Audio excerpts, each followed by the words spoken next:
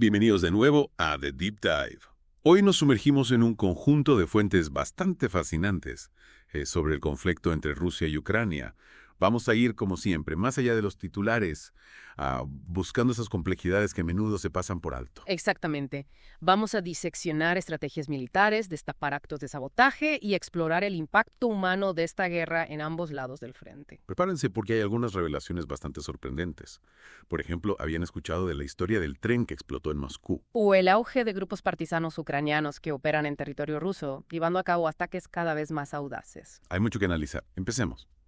Una de las cosas que más me llamó la atención en estas fuentes fue la audacia de los ataques ucranianos en suelo ruso. No estamos hablando de escaramuzas cerca de la frontera, sino de operaciones en el corazón de Rusia.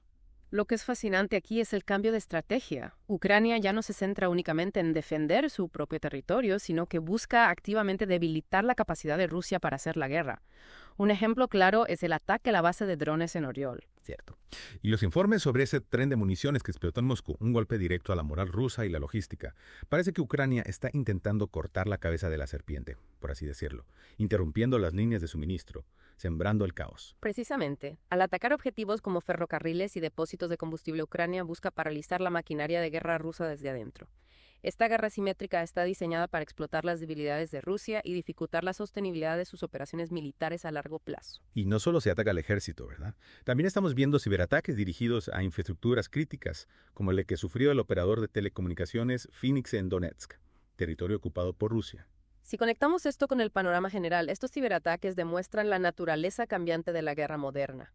Ya no se trata solo de tanques y tropas, sino de interrumpir redes de comunicación, difundir desinformación y sembrar el miedo y la confusión. Suena como una escena sacada de una película de espías. Hablando de espías, estas fuentes también detallan algunas acciones bastante audaces de grupos partisanos ucranianos que operan dentro de Rusia. La aparición de estos grupos es un acontecimiento significativo. Llevan a cabo actos de sabotaje, atacan infraestructuras y recopilan información, todo ello con el objetivo de debilitar el esfuerzo bélico ruso desde dentro. Algunos expertos sugieren que estos ataques partisanos indican un creciente descontento dentro de Rusia.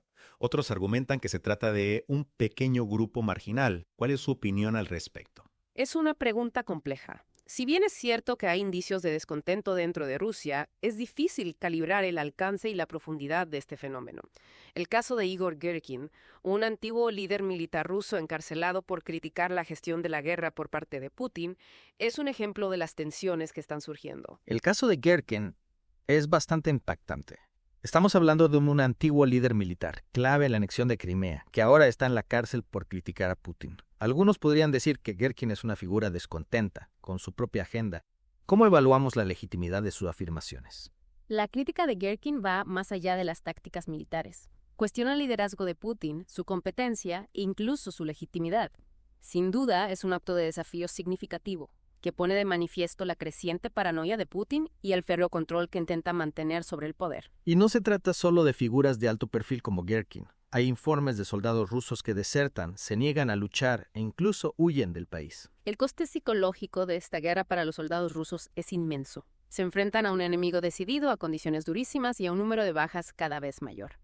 No es de extrañar que la moral se desplome, lo que lleva a deserciones e incluso a actos de rebelión. Esto nos lleva a un aspecto muy serio de este conflicto, el coste humano. Sí, es fácil dejarse llevar por el análisis estratégico y las implicaciones geopolíticas, pero no debemos olvidar nunca el inmenso sufrimiento humano que esta guerra está causando en ambos bandos. Las fuentes mencionan más de 78.000 soldados rusos muertos, y eso sin contar los innumerables civiles ucranianos que han perdido la vida. Y esas cifras solo cuentan una parte de la historia. El trauma, el desplazamiento, las familias destrozadas, estas son heridas que tardarán generaciones en sanar. Hablando de los combates, estas fuentes pintan un panorama desolador de la situación en Bakhmut.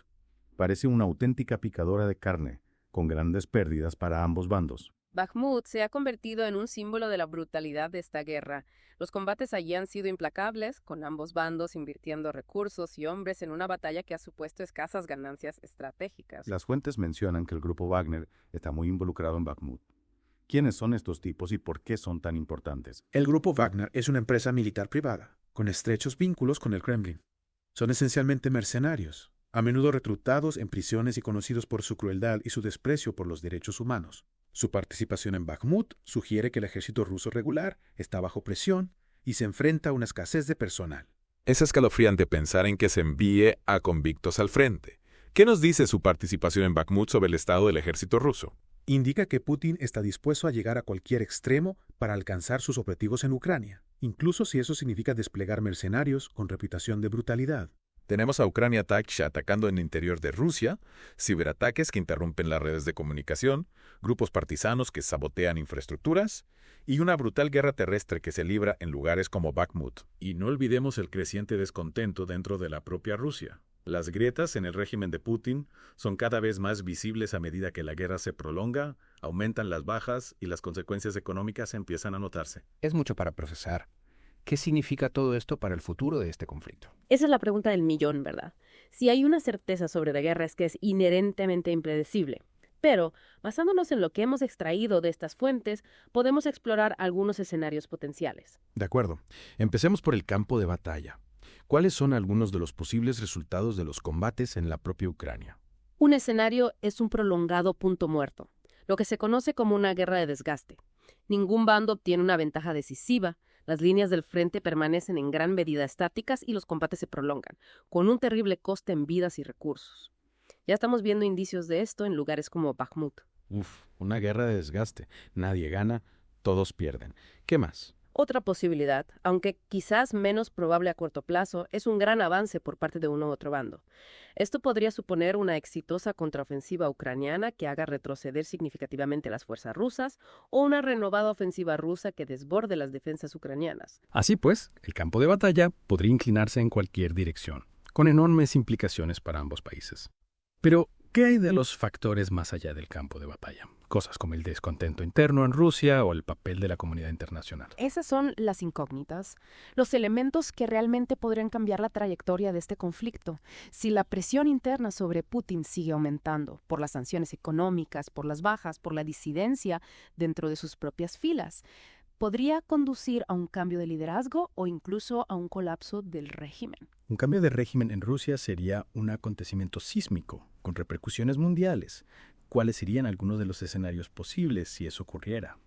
Es difícil especular sobre los detalles, pero sin duda abriría un nuevo capítulo en este conflicto, con consecuencias impredecibles tanto para Rusia como para Ucrania. Y luego está la cuestión de cómo responde la comunidad internacional. El aumento de la ayuda militar a Ucrania, la imposición de sanciones más duras a Rusia, incluso la intervención militar directa, son opciones que podrían alterar drásticamente el equilibrio de poder. Exacto. Y cada una de esas opciones conlleva sus propios riesgos y complejidades. Tantas variables, tantos resultados posibles. Parece casi imposible predecir qué pasará después. Tienes razón. Y precisamente por eso es tan importante mantenerse informado, seguir haciendo preguntas y desafiar las suposiciones.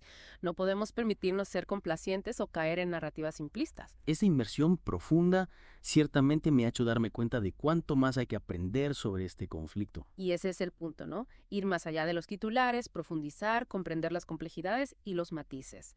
Porque solo entonces podemos empezar a dar sentido a esta maraña y a considerar los posibles caminos hacia la paz. Hablando de paz, ¿existe siquiera un camino realista para poner fin a esta guerra pronto? Esa es la pregunta más difícil de todas.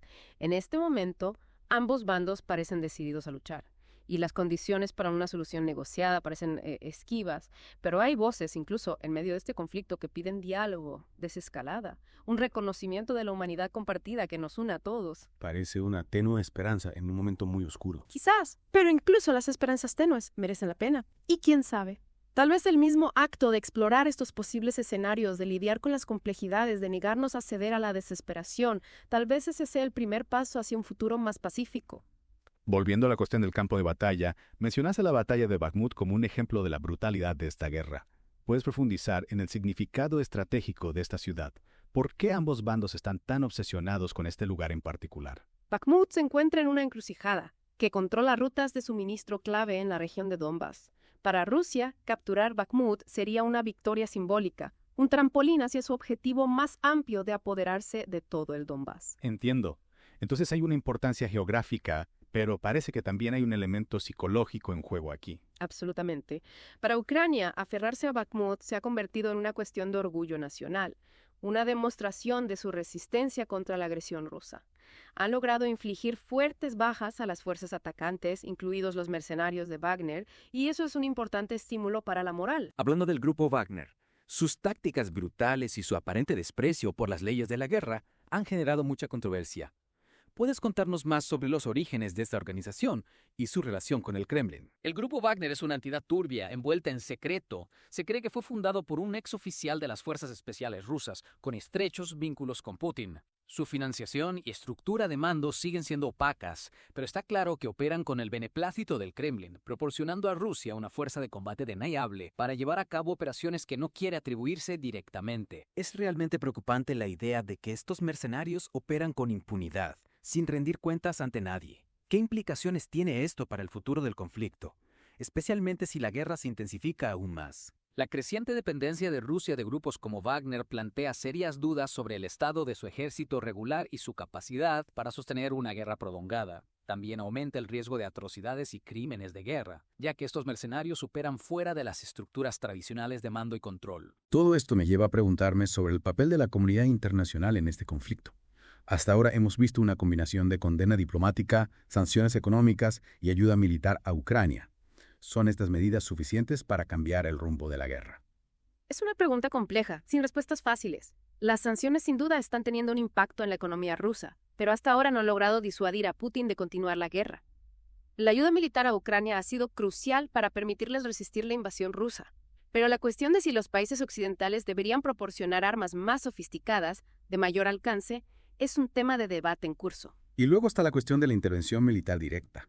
Una posibilidad que muchos consideran impensable debido al riesgo de una escalada o un conflicto más amplio. Exacto. La posibilidad de una confrontación directa entre la OTAN y Rusia es un escenario de pesadilla que todos quieren evitar. Sin embargo, a medida que la guerra se prolonga y el coste humano sigue aumentando, la presión para que la comunidad internacional haga más para detener la violencia es cada vez mayor. Es un dilema terrible, sin soluciones fáciles. Pero una cosa está clara. Las decisiones que tomen los líderes mundiales en las próximas semanas y meses tendrán consecuencias de gran alcance para el futuro de Ucrania, Rusia y el orden mundial. Sin duda. Nos encontramos en un momento crítico de este conflicto. Un momento en el que las apuestas son más altas que nunca. El camino a seguir está plagado de peligros y la incertidumbre se cierne sobre nosotros. En medio de toda esta oscuridad, ¿hay algún rayo de esperanza? ¿Algún indicio de que una solución pacífica sea todavía posible? La esperanza nunca debe abandonarse por completo. A pesar de la retórica beligerante y la escalada de violencia, todavía hay canales de comunicación abiertos entre Rusia y Ucrania, y la comunidad internacional continúa buscando formas de facilitar el diálogo. Es una batalla cuesta arriba, pero es alentador saber que se están haciendo esfuerzos para encontrar una salida a esta crisis. Absolutamente. Y mientras tanto, debemos seguir arrojando luz sobre las complejidades de este conflicto, amplificando las voces de quienes claman por la paz y trabajando para aliviar el sufrimiento de quienes se ven afectados por la guerra. Cambiando un poco de tema, hablemos del impacto de esa guerra en la sociedad rusa. Hemos mencionado descontento interno, pero ¿puedes profundizar en cómo la guerra está afectando a la vida cotidiana de los rusos? La guerra ha tenido un profundo impacto en la sociedad rusa, tanto económica como socialmente. Las sanciones internacionales han provocado una fuerte caída del rublo, un aumento de la inflación y una escasez de bienes esenciales. El gobierno ha tomado medidas para reprimir la disidencia y controlar la narrativa sobre la guerra, pero la creciente represión solo ha servido para alimentar el descontento y el miedo. Y luego está el coste psicológico de la guerra, la ansiedad y el trauma que sufren quienes tienen seres queridos en el frente, o que simplemente se ven afectados por la constante incertidumbre y el miedo a lo que pueda ocurrir a continuación. Exacto. La guerra ha creado una profunda división en la sociedad rusa, enfrentando a quienes apoyan la invasión, a quienes se oponen a ella.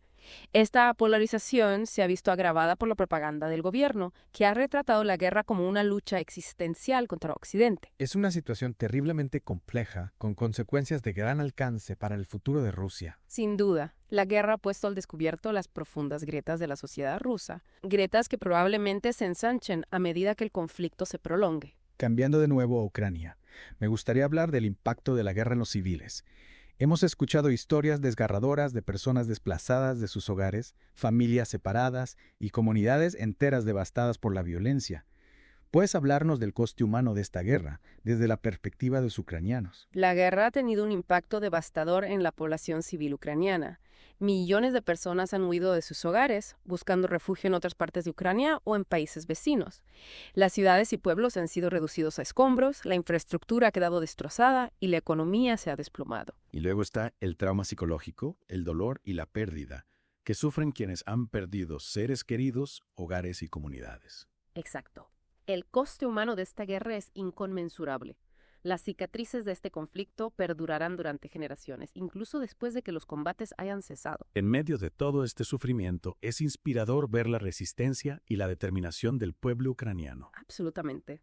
Los ucranianos han demostrado una increíble valentía y resiliencia ante la agresión rusa, han tomado las armas para defender su país, han movilizado a la comunidad internacional en busca de apoyo y han mantenido un espíritu de esperanza y determinación a pesar de las terribles adversidades a las que se enfrentan. Es un testimonio de la fuerza del espíritu humano y un recordatorio de que incluso en los momentos más oscuros, la esperanza nunca muere. Es realmente conmovedor presenciar la unidad y la determinación del pueblo ucraniano. Mientras nos adentramos en la parte final de nuestra inmersión profunda, me gustaría centrarme en el futuro. Hemos explorado varios escenarios posibles, desde un punto muerto prolongado hasta un cambio de régimen en Rusia. ¿Cuáles considera usted que son los escenarios más probables a medida que avanzamos? Es difícil predecir el futuro con certeza, pero basándonos en nuestro análisis podemos delinear algunos caminos potenciales. En primer lugar, la posibilidad de una guerra prolongada, una guerra de desgaste, sigue siendo muy real. Ninguna de las partes parece dispuesta a ceder en sus objetivos fundamentales, y los combates podrían continuar durante meses, sino años, con consecuencias devastadoras para más naciones. La idea de una guerra prolongada es desgarradora. ¿Cuáles serían las implicaciones para Ucrania, para Rusia y para el mundo en general si este escenario se materializara? Para Ucrania, una guerra prolongada significaría una continua pérdida de vidas, destrucción de infraestructuras y desplazamiento de la población. El país se enfrentaría a una crisis humanitaria cada vez más grave, con una economía destrozada y una sociedad traumatizada por la violencia. Para Rusia, una guerra prolongada supondría un coste económico y político cada vez mayor. Las sanciones internacionales seguirían mordiendo, el descontento interno podría aumentar y el prestigio de Rusia en el escenario mundial se vería aún más mermado. A nivel mundial, una guerra prolongada en Ucrania tendría repercusiones significativas en la seguridad energética, la seguridad alimentaria y la estabilidad geopolítica. Podríamos ver un aumento de las tensiones entre Rusia y Occidente, una mayor militarización de Europa y una erosión del orden internacional basado en normas. Es una perspectiva sombría, sin duda. ¿Qué hay del otro escenario que mencionamos? Un posible cambio de régimen en Rusia. Es realmente una posibilidad. Y si fuera, ¿qué implicaciones tendría para el curso de la guerra? Aunque es imposible predecir con certeza un cambio de régimen, las crecientes presiones internas sobre Putin, combinadas con el coste económico y político de la guerra, hacen que esa posibilidad no pueda descartarse por completo. Si Putin fuera destituido del poder, el resultado sería altamente impredecible. Podríamos ver un gobierno más moderado, dispuesto a negociar la paz con Ucrania. O podríamos ver una lucha de poder caótica y violenta dentro de Rusia, con consecuencias potencialmente desestabilizadoras para la región y el mundo. Es realmente un territorio inexplorado, y mientras lidiamos con estas incógnitas, es crucial recordar el costo humano de esta guerra, las innumerables vidas perdidas, las familias destrozadas y las comunidades devastadas. ¿Qué mensaje final le gustaría dejar a nuestros oyentes sobre la importancia de comprender y responder a esta crisis? En medio del ruido y la furia de la guerra, es esencial mantener nuestra humanidad, nuestra compasión y nuestra determinación de buscar la paz. Debemos seguir amplificando las voces de quienes sufren, exigiendo responsabilidades a los perpetradores de la violencia y trabajando incansablemente por un futuro en el que la diplomacia, el diálogo y el respeto a la soberanía de las naciones prevalezcan sobre la agresión y la guerra. La paz puede parecer un objetivo distante en este momento, pero no debemos perder la esperanza. La historia nos enseña que incluso los conflictos más intratables pueden resolverse mediante el diálogo y la reconciliación. Sigamos luchando por ese futuro, por un mundo donde la paz no sea solo una aspiración, sino una realidad. Muchísimas gracias por compartir sus conocimientos y perspectivas con nosotros. Es un recordatorio conmovedor de la importancia de la empatía, la comprensión y la búsqueda incesante de la paz. A nuestros oyentes les agradecemos que se hayan unido a nosotros en esta profunda inmersión en la compleja realidad del conflicto entre Rusia y Ucrania. Esperamos que esta conversación les haya proporcionado una comprensión más profunda de los desafíos que enfrentamos y les haya inspirado a participar en la búsqueda de soluciones pacíficas. Hasta la próxima. Sigan explorando, sigan cuestionando y sigan cultivando la esperanza del mundo mejor.